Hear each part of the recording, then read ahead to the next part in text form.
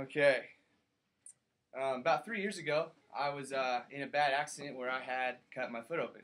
I had some surgery to put it back together, and I was put in this cast for 6 weeks. And after that 6 weeks was done, I got to go in for a checkup.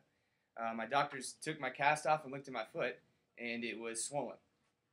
They told me that I had a possible infection, and so this was not good. They went in and did some cultures on the infection. I found out it was staph. Staph is a very big issue for kids my age and younger, and so hopefully today I will inform you of what staph is, how do we get staph, and how do we avoid it and treat it. Staph is defined by Dr. Stopler of MedicineNet.com as a group of bacteria that can cause a number of diseases as a result of infection.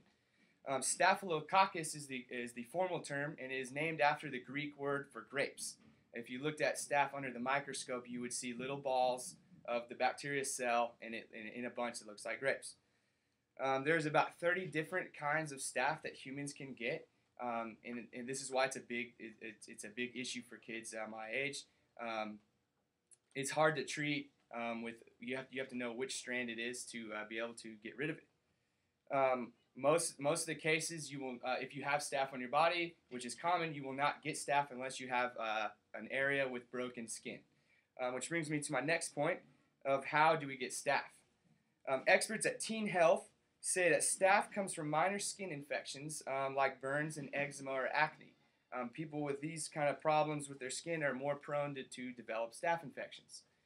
The way staph will work is that it will enter into your skin. It will eat out your skin and create a void in which your body will naturally fill in with pus and all sorts of antibodies. And so staph can be very gross and gruesome at times. Fortunately for me, the staph was already in my foot, and my foot was closed, and so I didn't really see anything other than the swelling.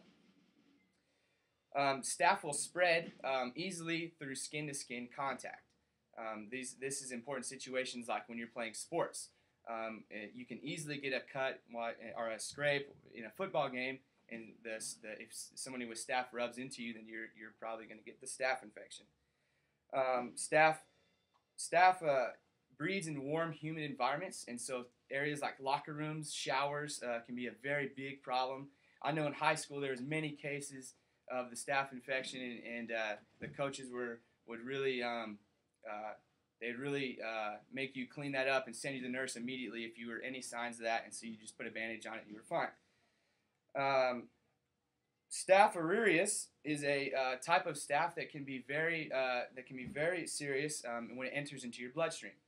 If it enters into your bloodstream, it can cause many of your organs and even bones to have the staph infection, and so amputation or surgical drainage is the only way to get rid of it.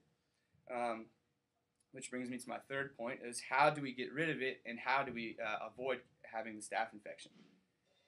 Dr. Ionelli with About.com says that there's 3 ways to get rid of staph infections. You can have a topical antibiotic, which is a cream that you apply to the area. You can have an oral antibiotic, which you would take daily for a set amount of weeks.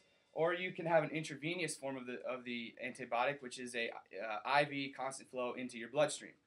In my situation of the staph infection, I had the intravenous for 6 weeks. This was not fun. I had a PICC line that was put in my arm and all the way into the top of my heart. The reason to do this is because the veins in your arms can be the antibiotic can be very harsh on your veins, and so they have to put it in the main vein. I had this in for 6 weeks. Once I got it removed, I then was put on an oral antibiotic for about a year to contain the staph until I could get the metal hardwares removed out of my foot.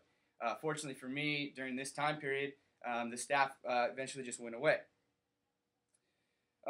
There is a form of staph that is not treatable by antibiotics, and this is called MRSA staph. This developed over time through antibiotic use, and it developed a immunity to the antibiotics, so it can be very difficult to treat. There's a lot of cases of these in the hospitals, and so they are very precautious about this, and doctors will use the most sterile tools and cleanest environments to ease this hazard. Children, about 25 to 30% of children there's been a study done that shows that they have multiple strands of staph all over their bodies.